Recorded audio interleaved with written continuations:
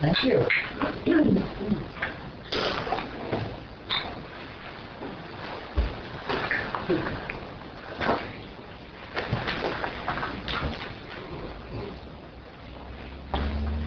Welcome back, everybody. Good to see you. To remind you that this is being recorded and it will wind up on the website on a page that has restricted access, but it will wind up there, so just remember that if you wish to, or ignore it. Cruz, if you want to share, you're going to have to stand up to let me see your hand because I can't see you. You'll have to jump up.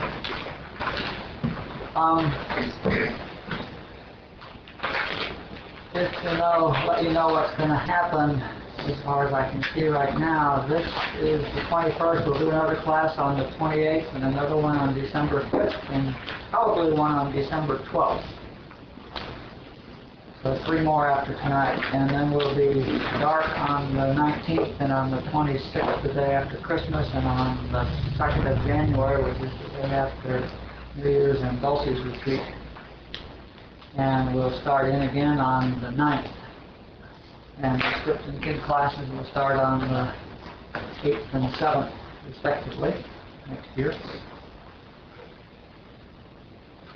And we're going to redo Pointing at the Moon, which is the book study first. So we'll do a book study for probably 10 or 12 weeks, I would guess. We may do it even slower than last time, more talking and more sharing. We'll probably do it with flashcards and have some sharing about that as well. So we may spend 3 months reading the book Pointing at the Moon again. And all of you who haven't read that with us probably will want to come and do that, just so that you'll get caught up a little bit on what we're talking about. And those of you who want to do it again, and I hope that everybody will certainly find that it sounds very different this time, I think. Nobody will hear only what they heard last time. And one of the things that you'll learn about in that book is hypnotism, which is what we've been working on the last 4 weeks. We did Everything I See is Hypnotism, which is these flashcards right now. They're just things to catch our attention, and we're really just coming up to speed on flashcards. I don't have the sense yet that we're really working our flashcards, bringing them up. Most of us are working and bringing them up every time they encounter anything, because I'm not getting nearly enough phone calls, and nobody seems to be nearly enough in trouble. If we were throwing ourselves into these flashcards, we would be bringing up all sorts of stuff, because what is happy to present us with all the opportunity we're willing to accept to do the work. So, but in any event, we're practicing with the flashcards, and we've done 4 flashcards on hypnotism, and we'll do them again next year at some point, hopefully deeper. But Everything I See is Hypnotism hopefully starts deprogramming us so that we start remembering that there really is no material world and that everything we're seeing is in our mind.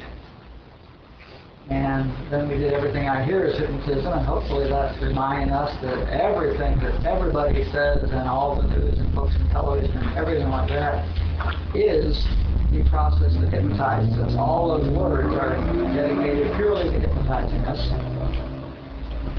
And then we did Everything I Think is Hypnotism. And that really is just a good measure of how much you bought the hypnotism, because there you can look at your thoughts and see how hypnotized you are, how much you're listening to what you hear and believing what you see. And last week we did Everything I Speak is Hypnotism, which is a measure of how much of the hypnotism we're putting back out there. You may recall that there's just one human consciousness, and it's radiating at us, and it's radiating all the beliefs that humans believe. And we accept, i.e. are hypnotized by those that we're receptive to.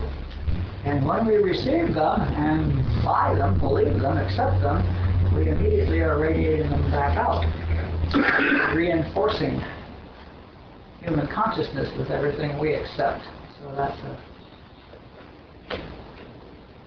So everything I speak is a verbal measure of the extent to which we're putting stuff back into human consciousness.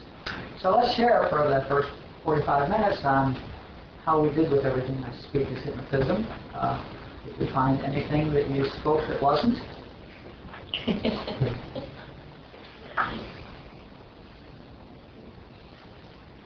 Who wants to share?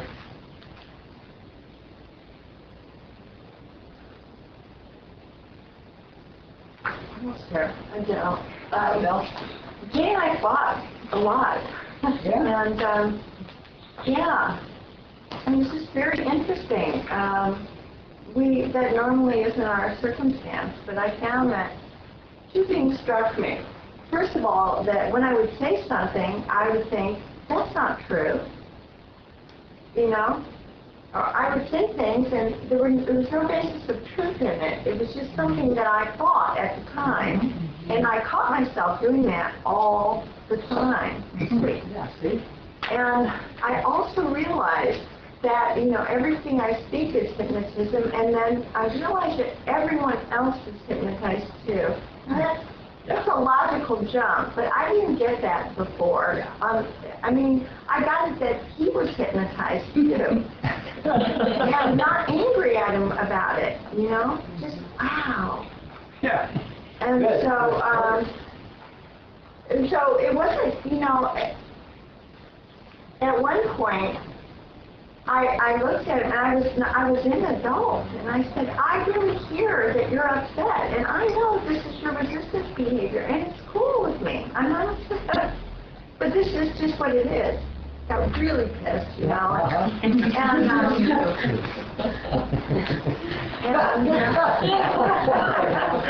it was just funny, you know. There were other times it wasn't so funny to me, of course, because I was in it, but I was really aware of it. I was really aware of it. So that was my experience. Cool. Yeah. With the series of the four, what became progressively clear to me was just how loud everything was, and that I wasn't aware of, you know? And it's like, it's always been that loud, but I just hadn't heard it. And the other thing, this week, I just kept thinking, sorry, we're taping this, how much bullshit comes out of my mouth. You know, it's just like... It's okay to say fuck on them. Okay, good. Okay, that's the benchmark. Nothing you don't want your husband to hear. If you're Right. concerned about it. Exactly. Go ahead. But just how much bullshit, you know, and that I'm capable of just, you know, and what I found is that as the week was going on, I wanted to say less. I just really found like I just wanted to speak less. But there were times, depending on who I was with, that there was a compulsion to just say the bullshit, you know? And so it was really good to look at because I got to kind of see where that comes up and just recognize it's all just a story. Everything, I'm just reinforcing the story and saying the story and judging the story. A lot of judgments. I'm really aware of how much, how capable I am. Adele said it last week, and I related to it then, and it's really, you know, been with me too. Just how much I have an idea of what other people should be doing.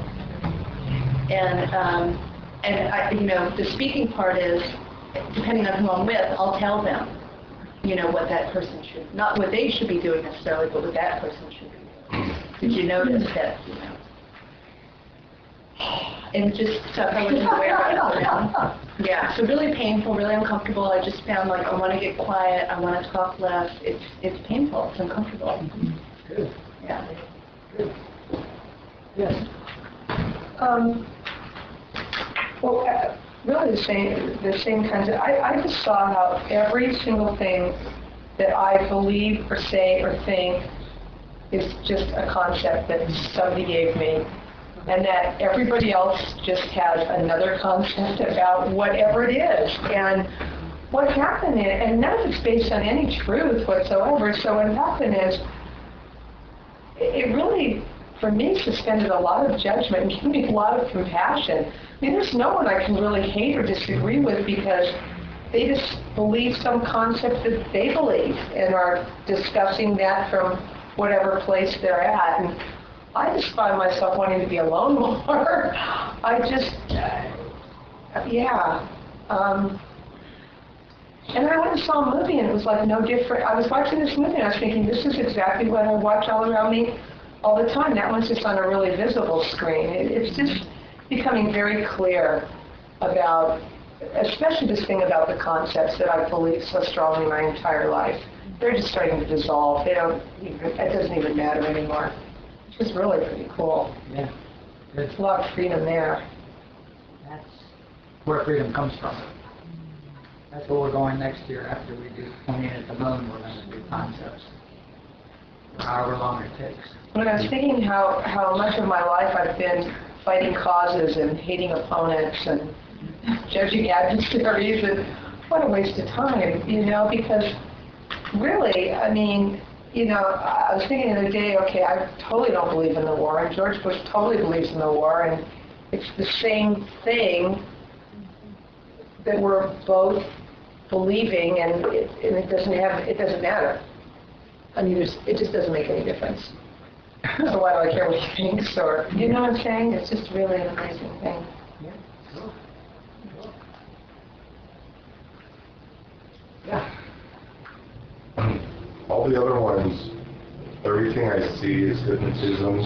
I could be seeing something and then go, okay, well, that's hypnotism. And then here I could go, okay, well, I'm hearing hypnotism. And thinking, I would say everything I think is hypnotism, which was a hypnotic thought. But with everything I say, I couldn't get in the moment of what I said. It was always after the fact that I said it. Because if I really could get clear on the fact that what I'm saying is hypnotism, I'd shut my mouth in that moment. And I always realized that, like, right out, my dad said you can invite anyone you want, whosoever you want, to Thanksgiving. And so I go, well, my best friend just got out of prison and he doesn't have anywhere to go. Well, I've known this guy since I was 9. My parents hate him. Well, they don't hate him, but they just don't like the fact that he probably robbed them a couple times. Same as, you know, what I was doing. So then I invited him, and then I had to uninvite him. And it was extremely painful. And so I said, well, my mom's not going, so therefore we're not going. So I didn't say you're not invited. I kind of just said, well, you know, it was like a very, very beautiful lie of, you know, her and I aren't going, so you and I aren't going. And that, after I said that, I mean, it was very uncomfortable being in that moment of saying that.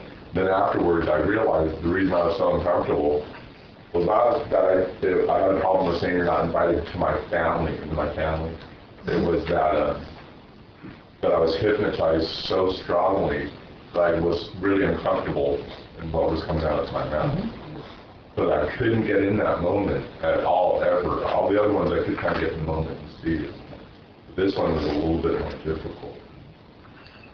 Of course, if we do get in the moment and always know that what we're saying is hypnotism, we still have to double talk a lot. I mean, when we're in social situations, Right. in relationships and dealing with spouses or children or bosses.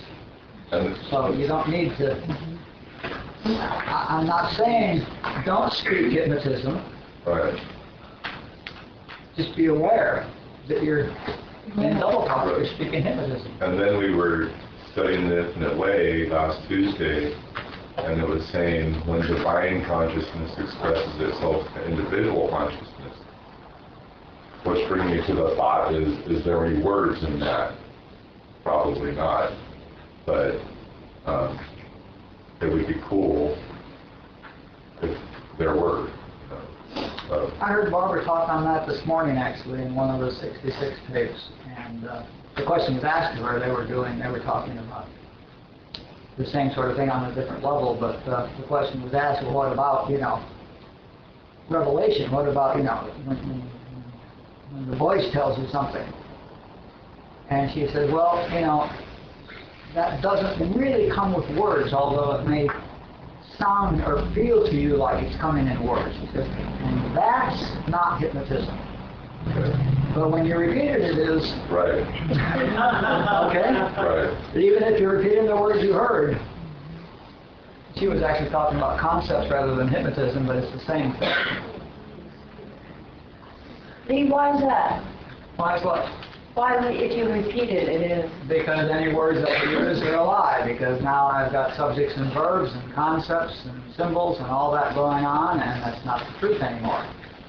Or could it be if you speak it and someone else is listening, then that makes it even more?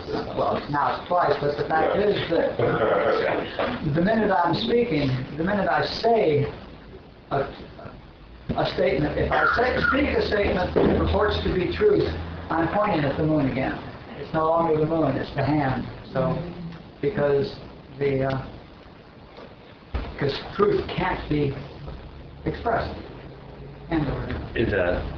I've read very little Goldsmith, but the Goldsmith that I did read, is that similar to the sacred? Like your relationship with that is sacred, whatever you experience from that? Well, not in this context. I mean, because it loses its meaning. no, the fact is that if you have a revelation and an understanding of what something means, it's nonverbal. You know, that happens outside of your intellect. Intellect is not involved in understanding. When you get something, when you grok something, when you have a moment of clarity in AA, that's not intellectual. That's outside your intellect. Okay. Well, Rajneesh used to say, you know, he'd go into Satori and he'd be in bliss, and he said, I'd come back and I'd lose 99% of it. He says, then I decide to put it into words, and I lose 99% of that. He says, then I choose the words and lose 99% of that. He says, then you hear the words with your vocabulary, he said, and you lose 99% of that. He says, so why do I talk? And then he says, because I may light a spark down inside you somewhere. And then that spark will get fanned into your own understanding. But the fact is that words are all bullshit, yeah. Well, I was thinking though, but we all go to teachers, to gurus, to people hopefully that are passing on something. I guess it's a form of hypnosis, but it's definitely a higher form than what I'm reading in the Daily News if I'm reading it. Well, sure. So there are levels. There is the letter of truth, which is an expression which is as close as you can get to truth, or to some reasonable extent of truth. But when you're going to a teacher, you're going to get the consciousness that is speaking the truth, and it's a consciousness-to-consciousness transmission. That was very clear with Robert. My whole transmission from Robert was in consciousness. I recall the day we were sitting with 6-10 people at the Follow Your Heart restaurant, and Robert was mumbling, and they were all leaning forward, and he mumbled, and they said, what do you say? But he would just mumble and mumble. And they'd say, what do you say, Lee? What do you say? And I'd laugh. It doesn't matter. It's all bullshit anyway. And Robert's just over here dying with laughter because he knows that's true, you know. But had they heard exactly what he said, it's still not truth. So then he'd mumble again, and they'd lean closer and closer, and he'd look over me and wink. He was just having them on. But we still go to people that lift us to a higher place. Sure. But that's a consciousness transmission. We get more out of the first 15 minutes of this class before we start talking than we do everything goes on in the next hour. The 15 minutes lives us above the hypnotism, and then we spend the next hour talking about it. But to the extent that we're going to get anything, it's in the first 15 minutes. Joel talks a lot about that when, because then we have contact with the sages and seers from past, present, and future when we're in the quiet. And that has to be a consciousness transmission. That can be nothing else. Well, there isn't anything else. Right. So, yeah, I mean, words are just what we use down here to try to communicate, because we are here, apparently, in the movie, in this material thing anyway, right? I mean, the way we attain the consciousness is we learn the words, and then we practice them. And as we learn the words and practice them, we get these little clicks that go deeper and deeper as we understand more and more what they mean. And to give you an example of how little the words mean, so you've got a truth that's a truth, but it's not. It's an expression.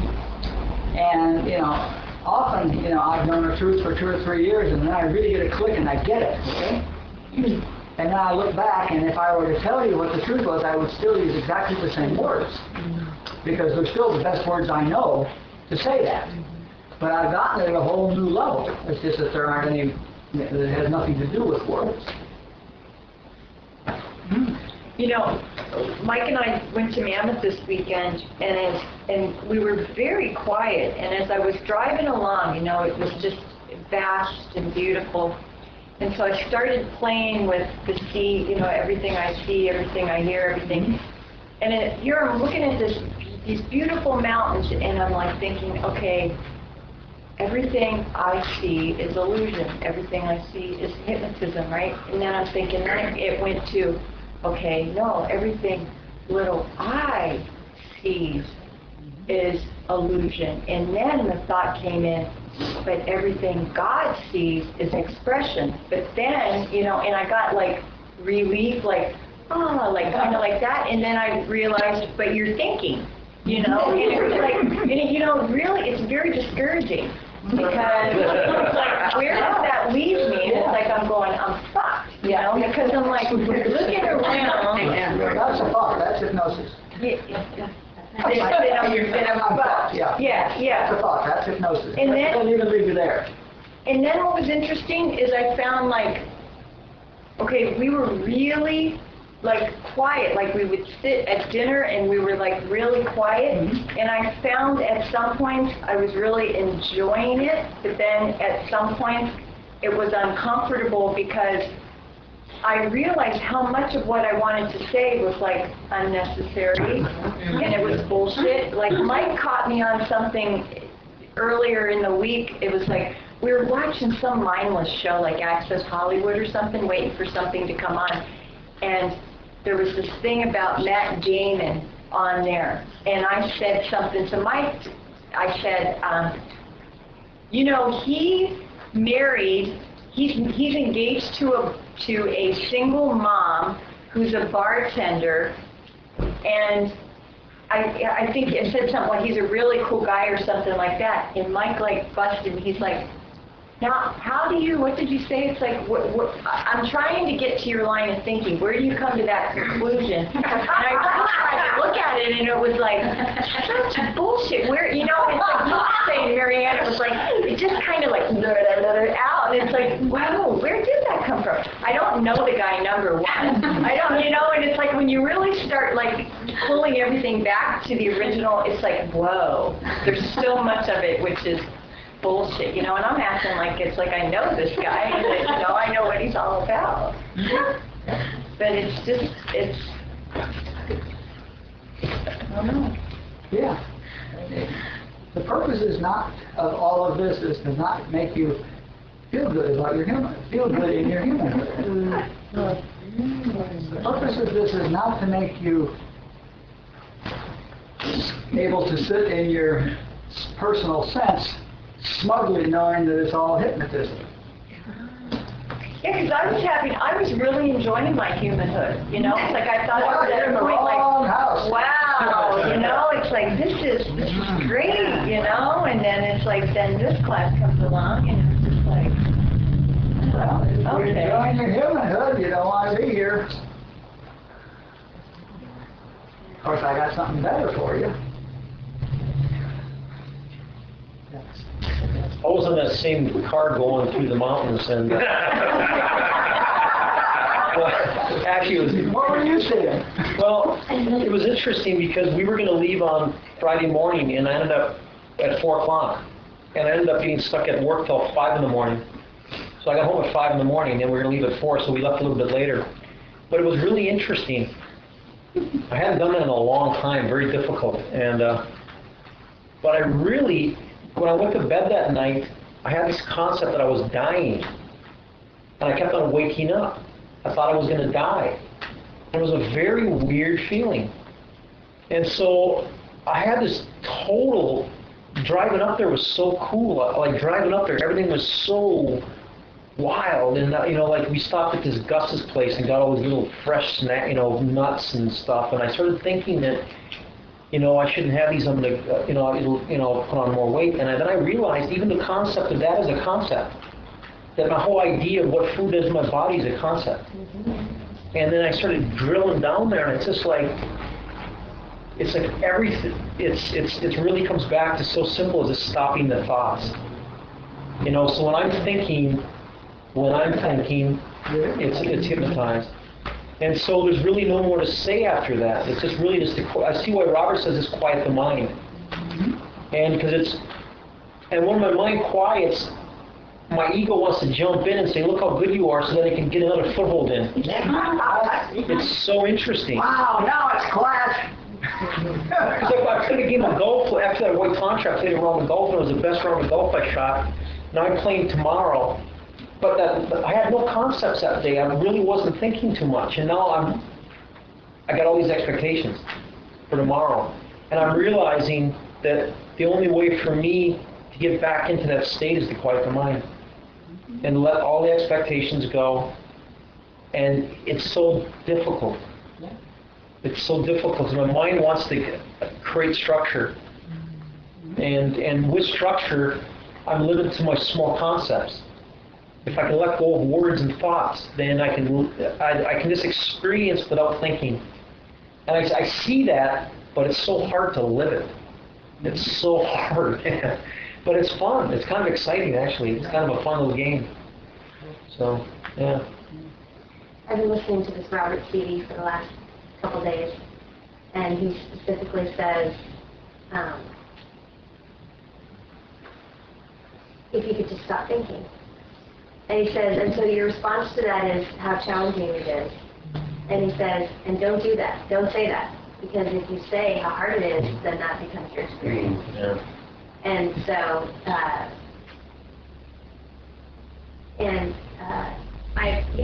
I've been listening to this for a long time. And suddenly I'm hearing him say, just stop thinking, in a whole different way. It's hitting me in a whole completely different way. Because I've come to the exact same conclusion as what Michael just said, which is that as soon as I become aware of any thinking, the only sane response is to get quiet and to do that as often as I possibly can, over and over and over and over and over. And I had a conversation with a friend of mine a couple days ago, and she just started talking about some other person and something, and I said, that's just a concept. I don't care about that, And she's like, God, Joanne, you're so rude, or something. And that's how I feel. I feel like I'm just like, it's just, the awareness is just hitting me left and right. When I'm talking, when someone else is talking, and I wish it was always in the moment, so often it's 2 hours later or the next day or whatever. And I just realized that. But then whatever judgment I have about my own self and how stupid it was, whatever I just did, is also a concept. So.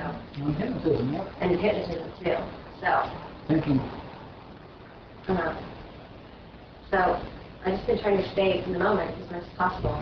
And the other thing I realized is anytime I'm talking about something that happened an hour ago or yesterday or whatever, that's not happening now, but I'm recreating it, and my body is having a physical experience of whatever it was. And of course, I'm more likely to talk about the problems, the incidents,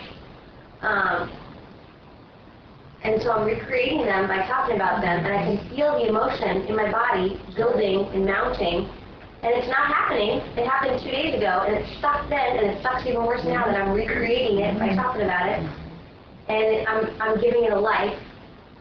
And so I've been aware of that practice, and how much I don't like that, and mostly I've been really uncomfortable, like Christy talked about,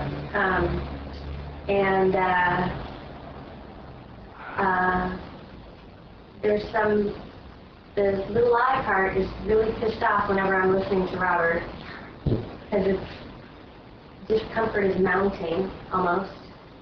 And then there's some part of this I just feel like going like this all the time because I feel like there's little parts of me that I'm just shaking off, you know? And I wish that, I feel like there's this other part of me that's, you know, sort of clinging to them and then shaking and then clinging and then, yeah, it's really uncomfortable. So, yeah, it's all good.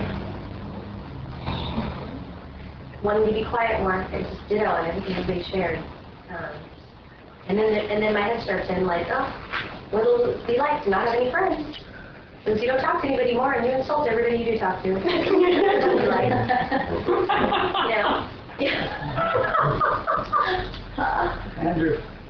I was thinking when Christy was talking, it was so interesting because my mind leapt to fame in the United States is such a hypnosis, and there's people whose entire lives are devoted to manipulating that hypnosis.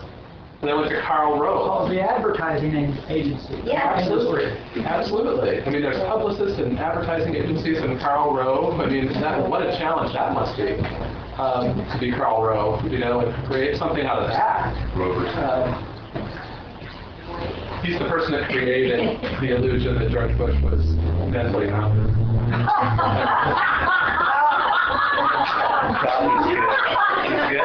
You have to respect it, because that's an almost herculean task. But then I was just doing it, you know, in the business that I'm in, you know, we spend all this time, you know, with very noble intentions to create this hypnosis that, you know, we're friendly, and that we're the kind of people that our clients would want to do business with. You know, I mean, we're devoted to that. That's what I do all day long.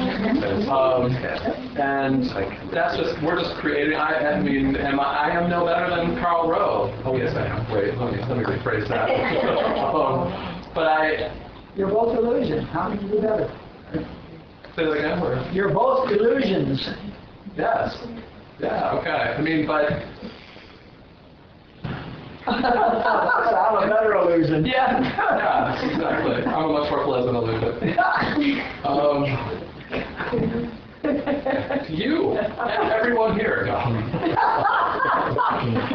I don't know. That's like a big thought process for me to go through. I didn't really connect that. You know, I mean, obviously, I knew that Matt Damon being famous is hypnosis. You know, he's a very talented actor. I don't have anything really funny or negative to say about him, but you know, that's just everything really is hypnosis. Everything in the whole wide world, and we all manipulate it. I mean, think of the billions and billions and billions of dollars that are spent every year for advertising. Think of it's a huge expense of advertising, you know, and all the media and for all the reasons for selling stuff and selling people and selling ideas and all that. And what these are professional hypnotizers. And they all know exactly how to do it and exactly how to use the loaded words. And if I use this word, this loaded word, I'll hit all the 19 to 33-year-old women in Nebraska, you know, and it's all hypnosis, all manipulative hypnosis. And that's just a tiny little fraction of what we're talking about. And even artists have to use. I mean, even people with truly things that I really respect that are noble. You know, people. I mean, I used to be a full-time artist, and you know, it wasn't how talented I was. That was sort of a given if you were going to be professional. It was how well you got to know the directors at the opera companies, and how well you got in with the agents, and you know, it was all the hypnosis that really mattered. Yeah, that's not the artistry. Right. That's not the artistry. That's the business. Mm-hmm. The artistry is when the paint is going on the canvas, or the voice is open and singing, and the mind is still. Then the artistry is happening. I mean, the verbal mind is still. Can you think verbally while you're singing opera? No. Good. Oh, Barbara talks quite about that in her things too. I mean, actually, if you're good, you can. But you train to get it so that it's rote, you know, how you're using your muscles and all that. I'm sure it's the same with painting or just, you know, the other performance. Yeah, I'm not even talking about preparation. I'm talking about when you're in the zone. You were talking about being in the zone, really, you know.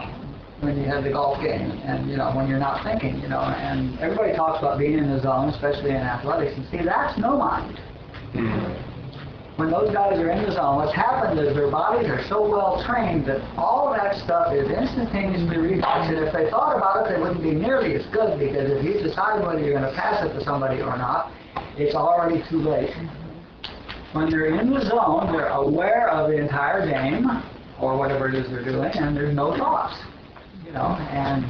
I used to play piano 6 hours a day. There's one day I was looking at my fingers, and I could not believe how fast they were going. And I was just, for probably 5 or 10 minutes, I was going, this is incredible. Yeah. And I wasn't like, dude, check this out. It was, there's other people there, but I was completely clueless to my body doing that. Yeah. To that I was involved with that. And that happened. There's moments where everything's working. Yeah, great.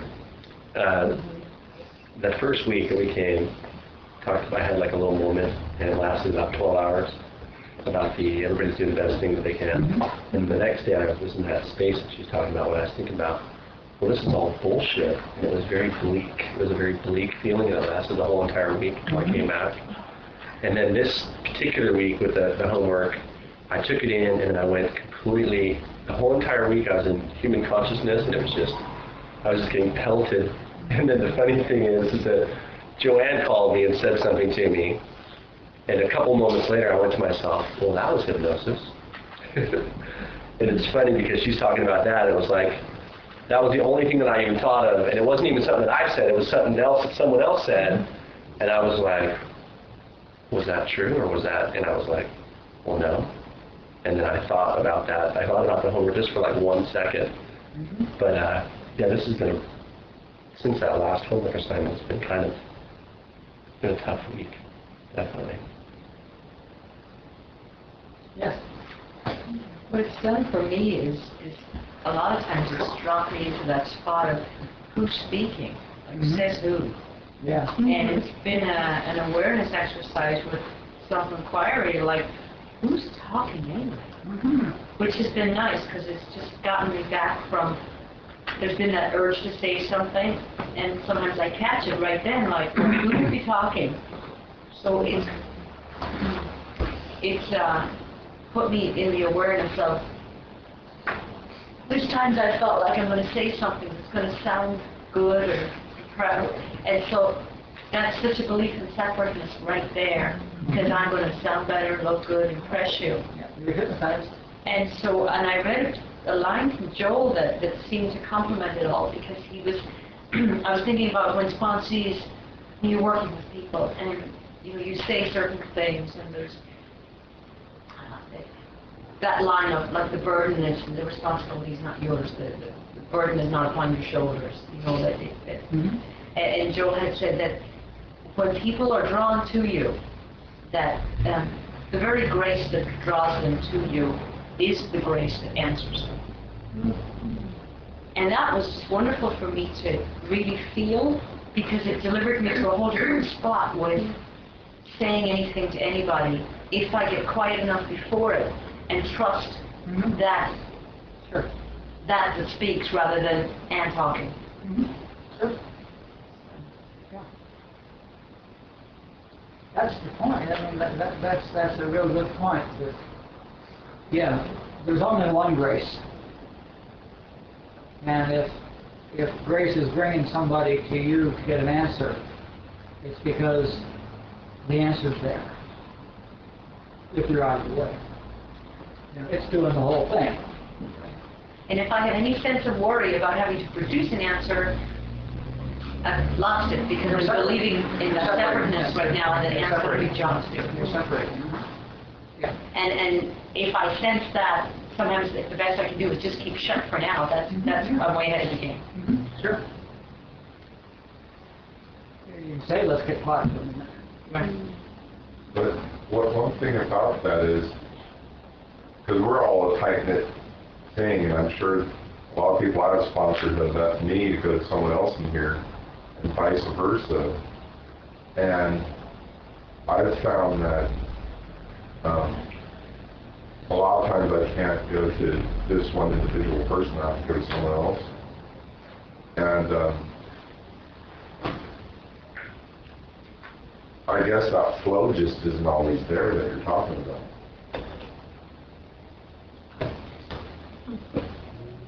So I don't understand what that conversation you guys just had. Well, it feels like that between two worlds then. There's times you feel in the zone, there's times where you feel like you're working at it. Okay. If you are led to somebody in the role of sponsorship or teachership or whatever, that, when I use the word led there, I'm talking about grace, right? And that which is leading you, if you're following where you're led, it's going to work. You're going to get from that person what it is you need to get. Because I remember one time Anne told her story. Well, I just heard the story, and then the lady came up afterwards and said, "What have you been doing?" And that lady was led to Anne. Mm-hmm. Remember that? And sometimes it happens even without words. Yeah. I mean, it's just amazing watching. It's phenomenal to me. I love sitting around in AA and watching people, watching really barely sober newcomers find the right sponsor. Right. It's just amazing how they find the right sponsor, I mean, the whole thing is just grace.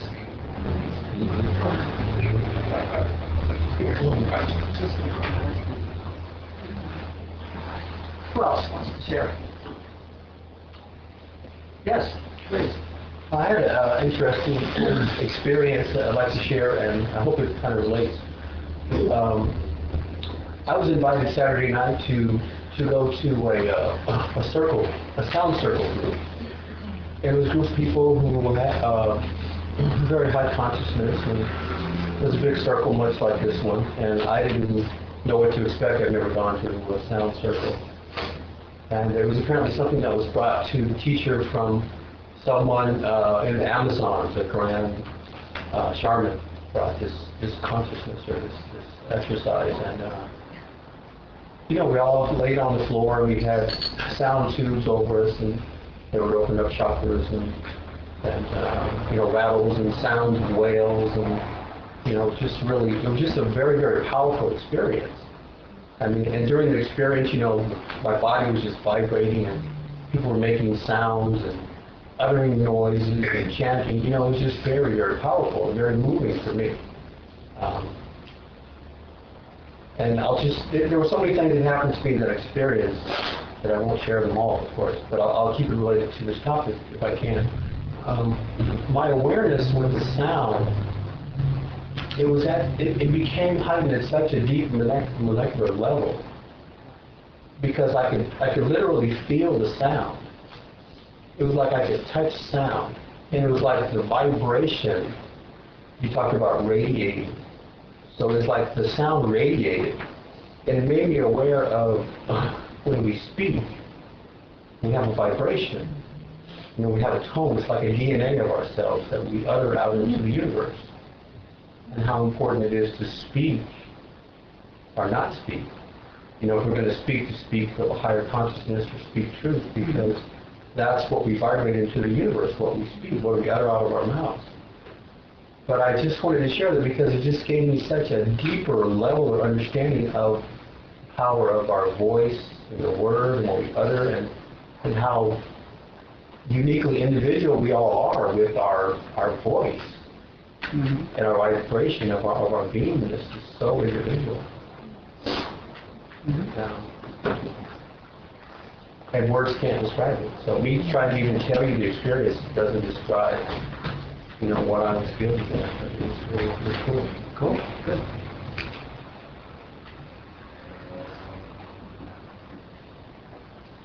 Yeah.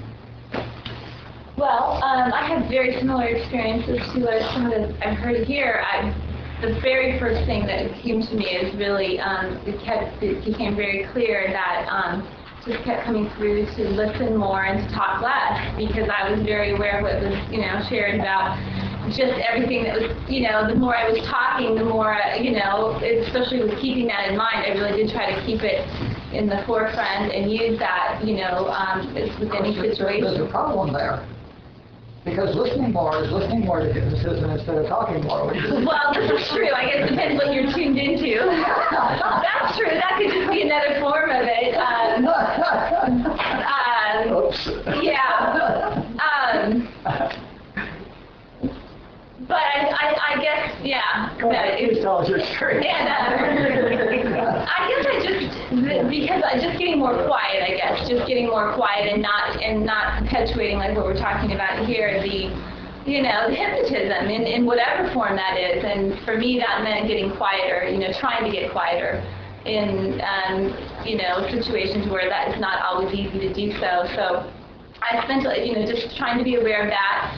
And I definitely had the universe presenting all kinds since we started this. I mean, last week, the thinking part, it was coming at me in all different directions. I think I shared I felt things really stepping up in every area. And still, I still see that with the speaking, everything I speak with hypnotism, lots of concepts being thrown at me. I seem to get that a lot, well, in different areas, but a lot with my husband and I, or with Dennis and I. We have very different concepts, and we were talking about, he was sharing with me his concerns because we're thinking about having children and how my concepts don't fit into his, and how that's going to fit. Well, how, you really, you have some pretty, putting him far out, ideas, and they don't fit into his, and how is that going to, are you going to put those on our children, or how are we going to raise our children? So I was very aware that even us having that discussion with concepts, and, Diane and I were talking about, it's just, not to say that mine are any better than his, but how are we going to, I guess, if we do have children, raise our children. And of course, my ideal is not to put any concepts, onto, I guess, a child or another person, but I realize it's very difficult, just even talking about that, and to not do that. And so that was a really good, interesting, to have that happen this week and have that conversation. And let's see, yeah, it's just, I don't know, it has been very, I don't know, even the word for it, that just with these 4 different weeks of doing this, I definitely have felt similar to what I'm very, almost frustrated and a little hopeless, and what's the point, all of those things that have been shared here, I've had those experiences, so. Cool. So how do you move from this sense of hopelessness that many of us have into bliss? I mean, to the next, how do you move? Do you just have to move through this? You just move, trudge, wedge, whatever, through this muck called hypnosis to get to the other side and know the truth? Yeah. What we're doing is beginning to recognize hypnosis for what it is. And the problem, you've all heard about the dark night of the soul and that sort of thing. The problem is absolutely constant, never changes. Before the new concepts can come in, the higher concepts can come in, the old ones have to go. Because while I'm believing this, I can't believe this. So I've got to see the falsity of all my wrong beliefs and let them go so that I can see the correct beliefs. Okay? The only reason that you're all not enlightened right now is because you don't see that you're enlightened right now. The fact is that what is always in front of you. It's really like a fish in the ocean. Say a jellyfish is made up of nothing but water, so it's a fish in the ocean looking for water, okay? It's really like that. I mean, it is so obvious what is so obvious that nobody ever sees it because you can't conceive that it's not all this shit you're looking at. Okay? And so as you're So what talking, you have to see is that all this shit you're looking at isn't real. and what I got while I was in here talking and you're talking is that my kid is afraid of letting this go. Absolutely.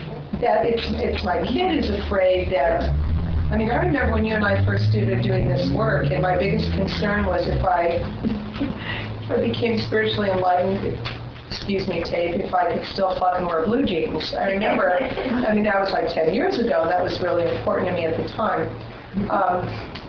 But Now that's, the blue jeans don't matter so much. What? I say now the blue jeans don't matter so much. but you know, that was that level of kid, that's that level of kid thinking, you know, like, if I really, like, who will I talk to? Will I have friends? How will I get along in this world? Can I still go to movies and enjoy? I mean, and my kid is really grasping right now. I recall that I talk about a three-legged stool. You work on kid, you work on script, and you work on learning the letter of truth. All three. You can't get out by working on one. Your kid won't let you. Yeah, and see, I just saw that sitting there. The fears won't let you out, the kid won't let you out, and not knowing the truth won't let you out. One of the great things you said, and Christy said it and I said it, was the whole point of this was to make you feel uncomfortable so that you realize your humanism. And like the big book says, God didn't create our misery, we did. And then I'm really getting clear with just when I listen to her share that the reason I'm so uncomfortable is because I'm just creating this.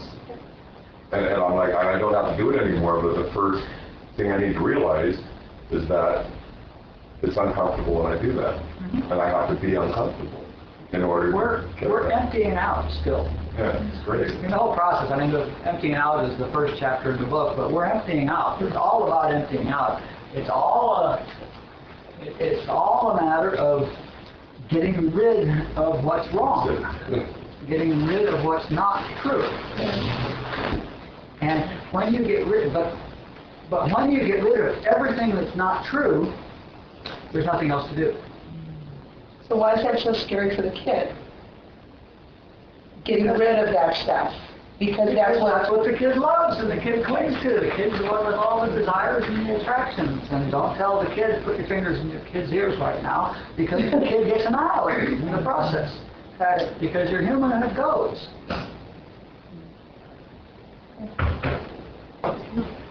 We say integrated, and the kid gets integrated, but it gets integrated, but the sense of personal self goes. And let's move in. Let's get out of this phase now and move into the next phase of this. I want to do something else for the next 3 or 4 weeks, and this is exactly the right point because we just led up to it more or less. We talk in the book a lot about the Leelaa, about the play, and God's the stage, and God's the scenery, and God's the script. And God's the actors, and God's the roles, and God's the costumes, and God's everything. And it also says that God's the audience, okay? And we didn't talk much there about who's in the audience. I mean, God's in the audience, but who's in the audience? So if we look at that, and you know, I'm the actor on the stage. We talk about, you know, we're really the actor and we're playing a role, okay? And the role is in the Leelaa and the stage is in the Leelaa, and I'm the actor on the stage, but who's in the audience watching this? Question. We are. Little eye. No, Leelaa is on the stage. Leelaa is the role. No one. Mm-hmm. People who are enlightened. No.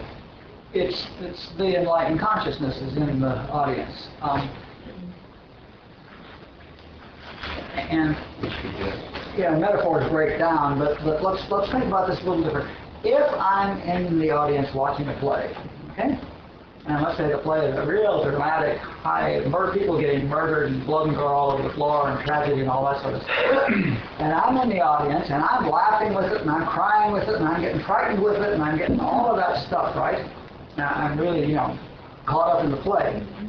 And yet, in a whole other sense, I'm really totally at peace. Because I always, way down in the center of me, know it's not true, and I know it's not happening. I never lose sight of the fact that it's a play. I mean, I may be buying it and laughing and crying and shouting and doing that stuff, but I'm really at peace in the sense that that some part of me never loses track of the fact that it's a play and I'm in the theater and I'm in the audience, okay? So that's the observer. That's the witness. The one who's watching the play, okay?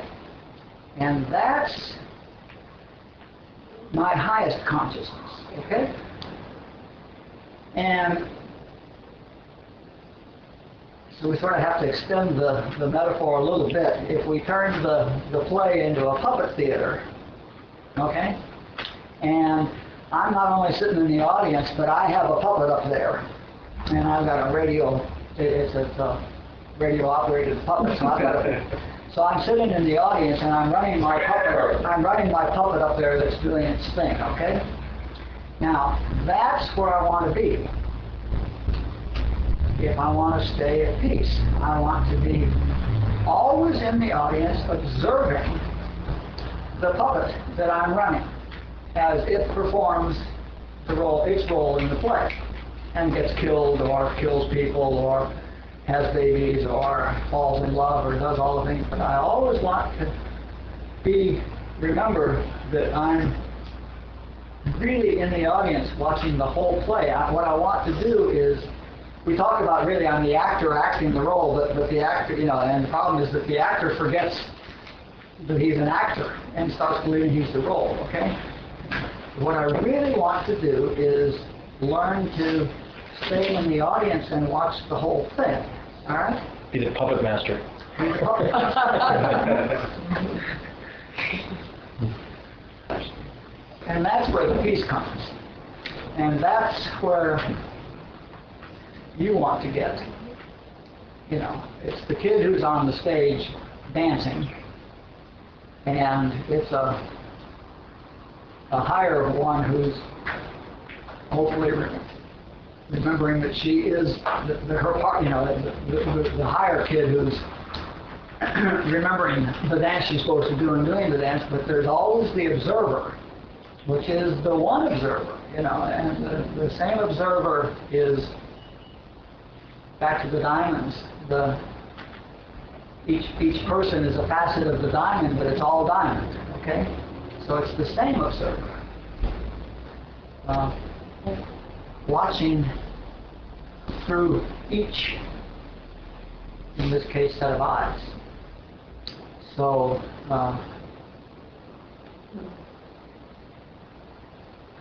if you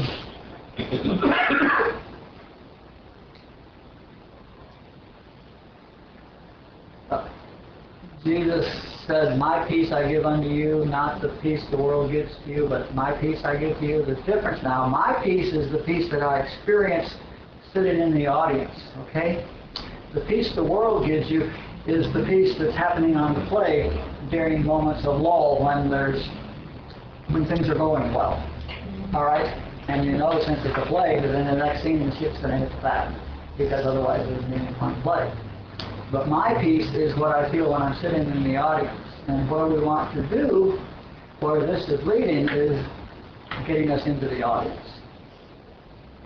The play is all hypnosis. Even the fact that there are actors acting the roles is hypnosis, because there's a sense of separation there. The play is all hypnosis. Is that heard? Mm-hmm. That would be the place that we want to be.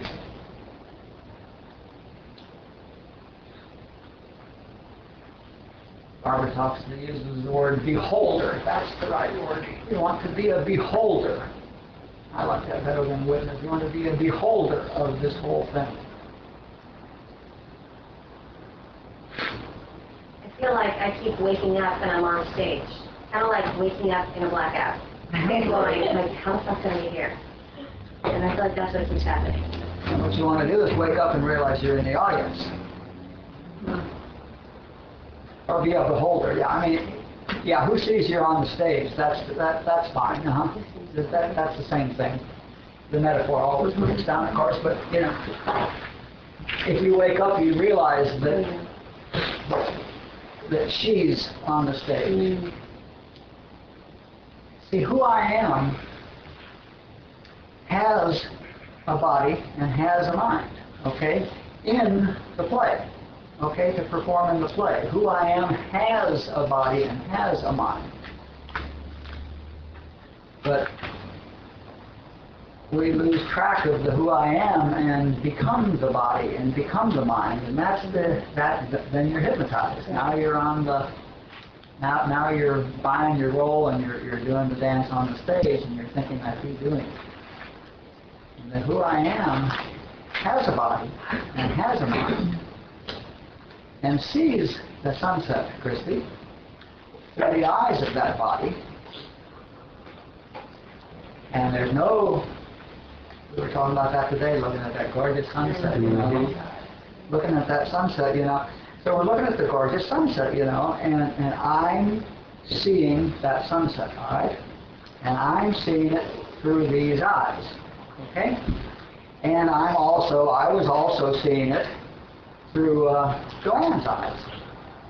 The eye that is seeing it, not Leelaa, but the eye that is seeing it through my eyes, the eye that is faceted as this particular facet that has this body and this mind associated and is seeing it, is the same eye that has the facet Joanne and is seeing it through Joanne's eyes, okay? And if none of us are looking at the sunset, God ain't seeing it, okay? Because that's happening in this game. The sunset's happening in this game too, and that doesn't make it any less. I mean, you know, if God as Lee and God as Joanne and God as Laurie, looking at God as sunset, okay, it doesn't make it any less God. And to whatever extent we're thinking it's our concept of stuff, but let's not worry about that. But the fact is that there isn't any God seeing the sunset outside of us seeing the sunset, you know. If we're not looking, there ain't no sunset.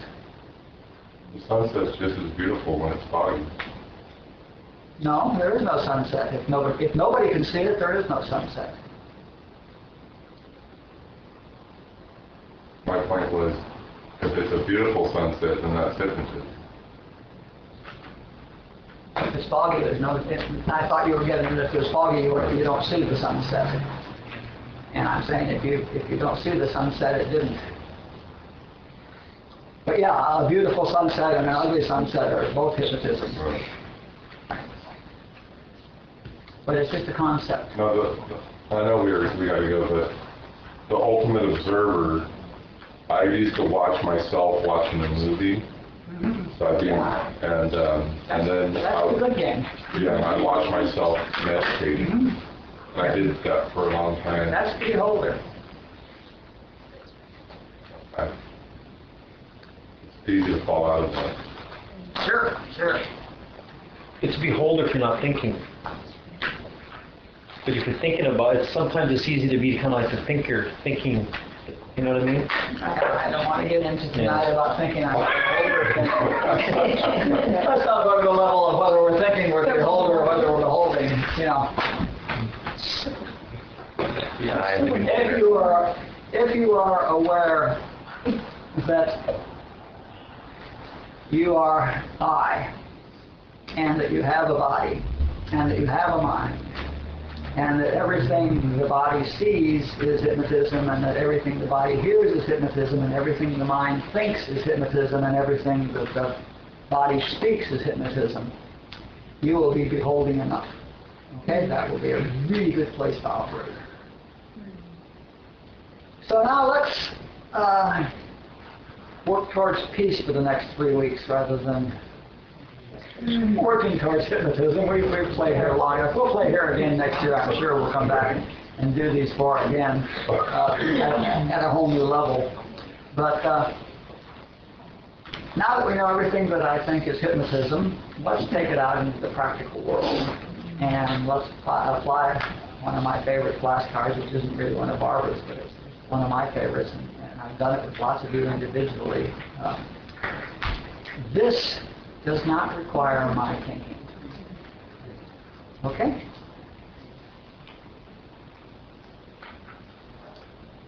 And discover how many things we think we have to think about.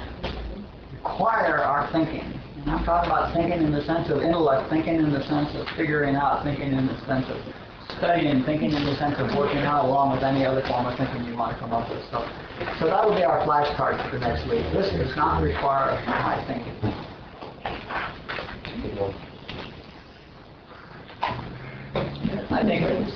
I think if you are bringing this out, you will find lots of situations. If you are actively giving yourself to the flashcard, your inner self will bring it up to you. You don't need mine. Your inner self will bring it up to you. You'll start thinking about something, and it'll say, "Do we need to think about this?"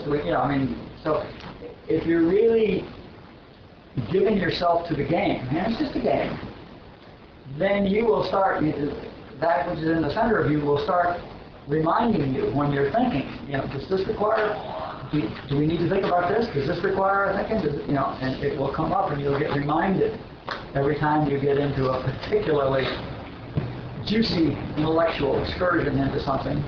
The question is, does this require my thinking? So let's play with that one.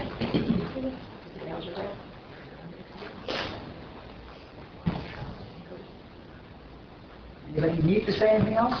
No. It's so hypnosis. Understand how he's going to get those shoes. I've been sitting there for the whole time. It speaks well. Let me remind you, by the way, that Dulcie's retreat at Sarah is coming up between Christmas and New Year's, and it's already starting. I've been in it now for a week and a half, but the retreat is already starting, so if you want to do that work, sign The up. purple flyers are there in case the registrar. Yeah, And the purple one's over on the table right there. So if you want to get started on that work, all you got to do is mail in the form, and you will be in it in 5 minutes. You'll be able to spend 5 days out of hypnosis. Dulcie, what is the retreat? The 28th, which gives you Christmas with the family, and then we will meditate through the New Year's Eve at midnight, et cetera, all the way into noon Sunday, which is New Year's Day. We'll end at noon Sunday with a lunch. Out at the Sarah retreat. Sarah retreat in Malibu, gorgeous.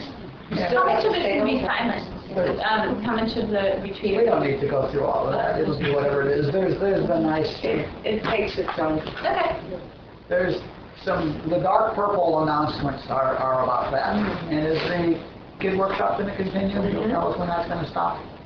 Yeah, no, it's ongoing. The kid workshop continues on Wednesday nights, and there's flyers about that. And let's get quiet for a minute and put a seal on this. Thanks for coming. You guys are doing good work. You are into it.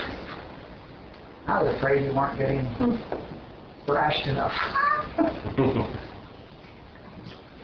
Nobody's calling me. I'm crying. Can you speak? Call me. Good. Good. I love it. I probably just say, oh, well, anyway. Yeah.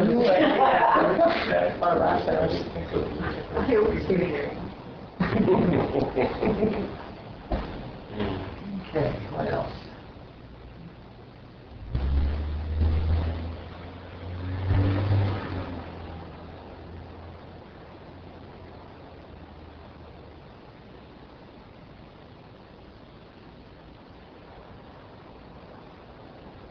Okay, that's it. Good work, everybody. Thanks. I love y'all.